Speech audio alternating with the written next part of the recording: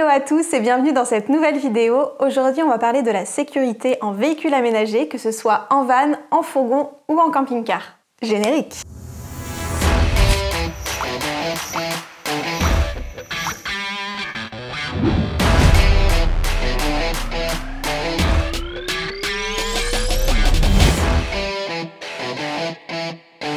Sur les réseaux, mais aussi par nos différentes rencontres sur la route, on a entendu beaucoup d'histoires de cambriolage, mais aussi de vol de véhicules aménagés. Et franchement, ça fait vraiment froid dans le dos, surtout quand on vit à temps plein dans son véhicule et que c'est notre maison. Avant notre départ en Tour d'Europe, on s'était énormément renseigné concernant les failles de notre véhicule et surtout comment les sécuriser pour nous sentir justement plus en sécurité lorsqu'on laissait notre Mike sur un parking le temps de vadrouiller et découvrir les alentours. Et pendant nos recherches, on a découvert que les véhicules type Fiat Ducato, Peugeot Boxer ou encore Citroën Jumper, ils présentent une faille de sécurité assez importante au niveau de la fermeture centralisée qui permet à des personnes mal intentionnées d'ouvrir le véhicule en quelques secondes avec un simple tournevis. Vous me voyez venir, on a donc décidé de pallier à ce souci en sécurisant toutes nos portes avec des verrous supplémentaires.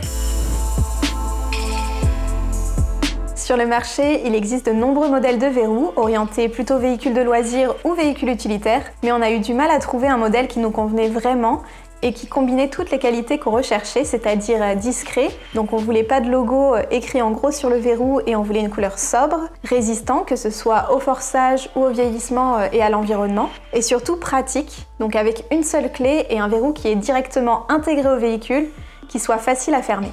On a alors découvert les verrous IMC Création qui répondent à tous les critères de notre cahier des charges. Donc déjà, ils sont discrets car en aluminium, mais il existe aussi une version noire pour ceux qui préfèrent.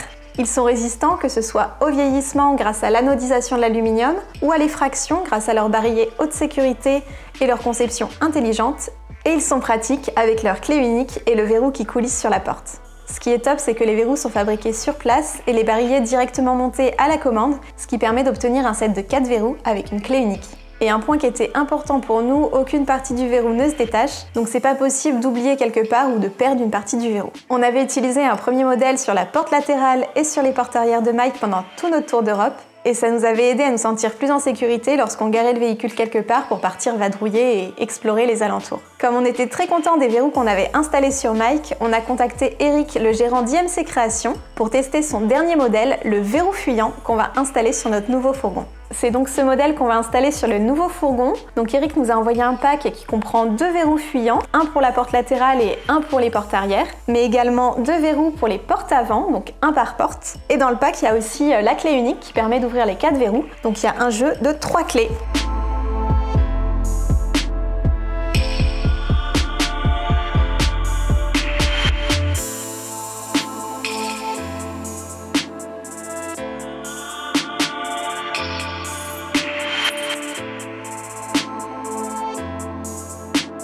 On tient d'ailleurs à remercier Eric avec qui on a pas mal échangé. On a pu discuter avec lui des backstage d'IMC Création. Donc il faut savoir que c'est une petite entreprise 100% française qui fabrique tous ces modèles dans son usine qui est basée à côté de Saint-Étienne. Donc ça inclut l'assemblage des verrous, mais aussi l'usinage des différents éléments. Bon, maintenant, assez discuté, on va aller installer les verrous.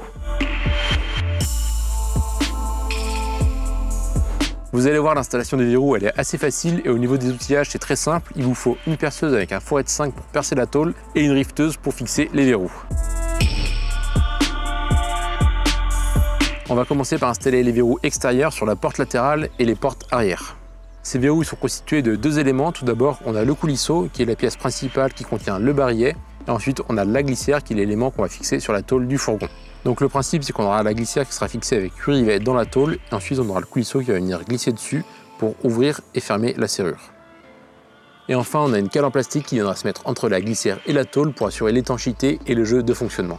Avant de commencer, la première chose à faire, ça va être de définir la position du verrou sur la porte. Donc en général, ces verrous, on vient les mettre juste au-dessus du rail de la porte, donc pas ici. Nous, c'est pas ce qu'on va faire parce que ça bloquerait l'ouverture de la porte. En fait, on aurait le cadre intérieur de notre fenêtre qui viendrait taper dedans. Donc nous, on va plutôt le mettre en hauteur ici. Donc la position des verrous, il faut bien y penser dès le début, sinon vous risquez une mauvaise surprise et vous ne pourrez plus rien y faire car les trous seront déjà faits. Donc ce qu'il faut, c'est avoir 45 mm entre la tôle du fourgon et l'habillage intérieur de votre porte. Il faut bien penser à prendre en compte tous les éléments qui sont sur votre habillage. On pense notamment au cadre des fenêtres qui ont tendance à dépasser un petit peu.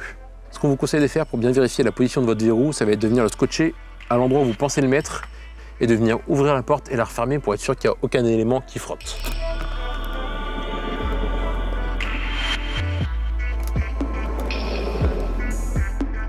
Une fois que vous avez validé la position de votre verrou, vous allez pouvoir marquer avec un crayon à papier la position. Donc vous pouvez faire un trait au-dessus, un trait en dessous.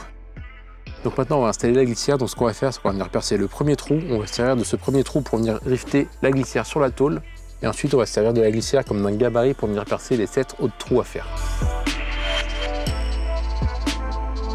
Le premier trou, on va venir le positionner entre 30 et 32 mm de ce bord-là de la tôle. Donc ici, ce serait par ici. Et par ici. Donc on va venir le mettre sur cette ligne-là. Donc maintenant, on va venir marquer la hauteur du trou. Donc on va utiliser la glissière pour se positionner. On va venir marquer à travers. Donc on va venir faire le premier trou ici.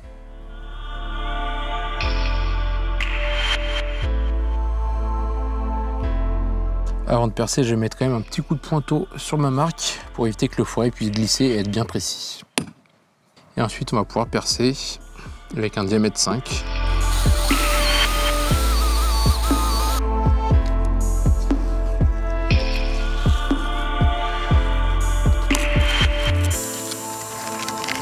Bon, maintenant, on va juste mettre un peu de peinture anti-rouille au niveau du trou pour bien protéger la tôle. Et après, on va pouvoir tout monter. Maintenant que la peinture anti-rouille est sèche, on va pouvoir fixer la glissière. Donc il faut bien faire attention à la mettre dans ce sens-là. Il faut qu'on mette le petit ergot vers l'arrière du fourgon. Donc il ne faudra pas oublier de venir mettre la cale en plastique entre la tôle et la glissière. Donc on viendra la mettre ici. Cette cale, en fait, elle va venir créer un petit jeu pour être sûr que quand on ferme le verrou, il ne vienne pas frotter contre la porte. Normalement, si votre porte est bien réglée, la tôle de la caisse et la porte doivent être bien alignées. Donc là, c'est le cas, on n'a pas de différence de niveau. Si jamais la porte ressort un petit peu, il ne faut pas hésiter à venir doubler la cale pour être sûr que le verrou ne vienne pas frotter contre la porte lorsque vous allez l'utiliser. Donc on met la cale, la glissière, et ensuite on va pouvoir mettre le rivet jusque dans le trou. Vu que le rivet est noyé dans l'aluminium, on ne va pas pouvoir le mettre directement comme ça, on va devoir utiliser une entretoise qui est fournie avec les verrous, qu'on va mettre par-dessus, et ensuite on va pouvoir venir rifter.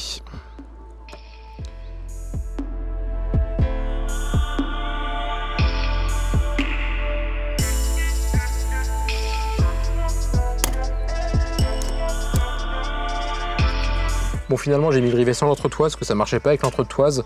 Ma pince n'arrivait pas à choper la queue du rivet. Mais finalement, vu que les embouts sont assez petits sur ma pince, ça fonctionne très bien sans l'entretoise. Ce qui est important, c'est qu'il faut être sûr que la pince appuie bien sur le rivet et pas sur l'aluminium.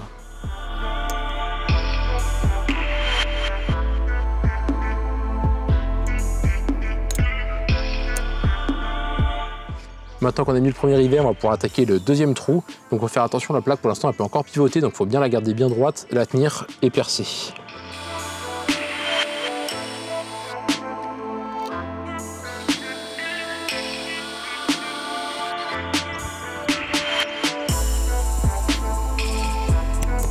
Bon voilà, maintenant qu'on a mis les deux premiers rivets, on va pouvoir faire les 6 autres trous. Donc on va prendre la perceuse et on va se servir de la pièce comme d'un gabarit pour faire les trous. Là, on trouve ça un peu dommage qu'ils aient pas prévu un autre gabarit, par exemple un autocollant qu'on aurait mis dès le début et qui nous aurait permis de faire les 8 trous d'un coup. Ça nous aurait fait gagner pas mal de temps. En plus, là, c'est un peu compliqué de venir mettre la peinture anti-rouille à travers la pièce. Ça se fait bien avec un petit pinceau, mais ça prend plus de temps. Donc voilà, avec un gabarit, je trouve que ça aurait été plus simple de tout faire d'un coup et de monter la pièce en une seule fois.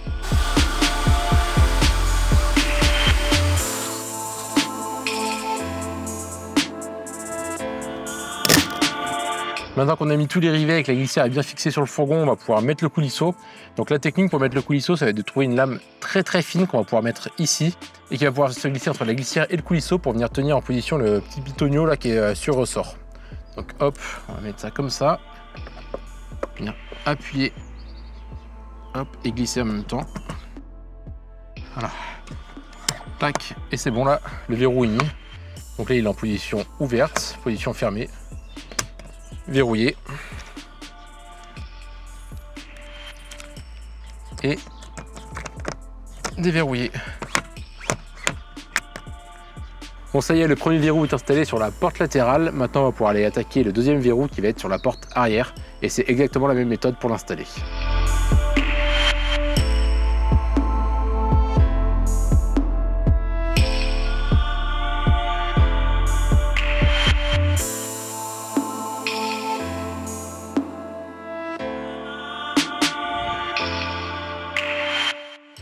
Maintenant qu'on a monté les deux verrous extérieurs sur les portes arrière, on va s'attaquer aux portes avant. On va mettre un verrou sur chacune des portes. Donc le verrou, il ressemble à ça. Donc là, on l'a reçu déjà préassemblé.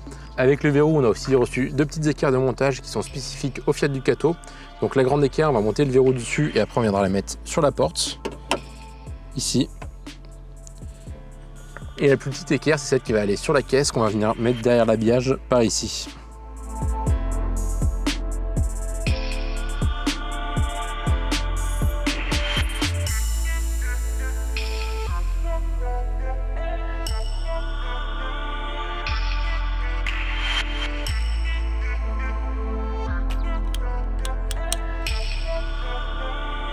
Donc ensuite, pour monter la première petite équerre là, on va venir démonter l'habillage qui est juste ici. Donc on a juste 2 vis à enlever, on en a une là et une en bas. Donc c'est 2 vis cruciformes. Donc la languette, on va venir la mettre ici, bien collée contre le contre-joint qui est ici et juste en dessous de l'écrouquage.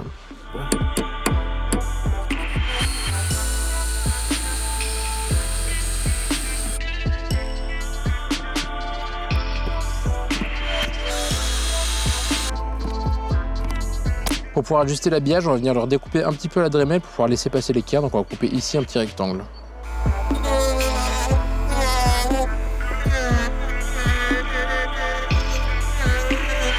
Et ensuite on peut remonter le cache.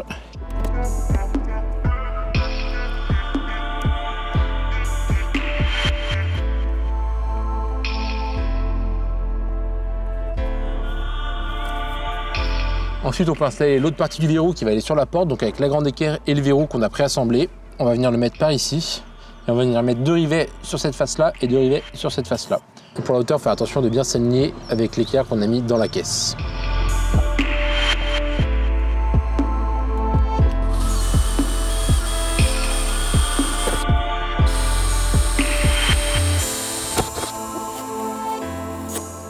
Maintenant qu'on a fait les 2 trous sur l'extérieur, on va pouvoir rifter la pièce et ensuite on viendra faire les 2 trous sur la face.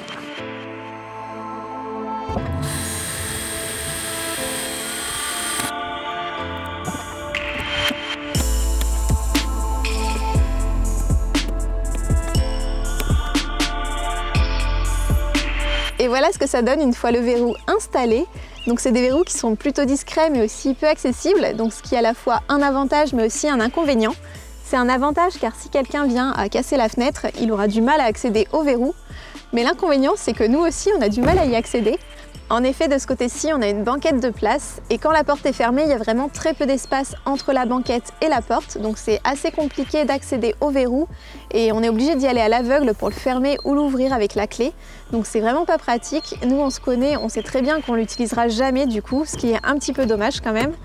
Donc on a choisi de changer de coulisseau pour un coulisseau sans barillet. Donc ça ressemble à ça. Au final, vu qu'il sera à l'intérieur et qu'il est peu accessible, il sera quand même efficace malgré qu'il n'ait pas de clé.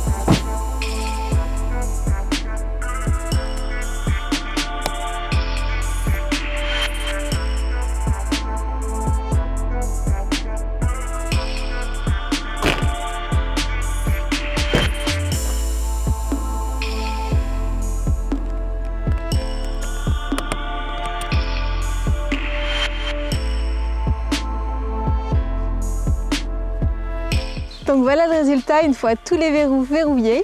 Donc on est super content, ils sont très discrets donc c'est super cool. En plus ils ont l'air très résistants, très solides, donc franchement c'est très rassurant.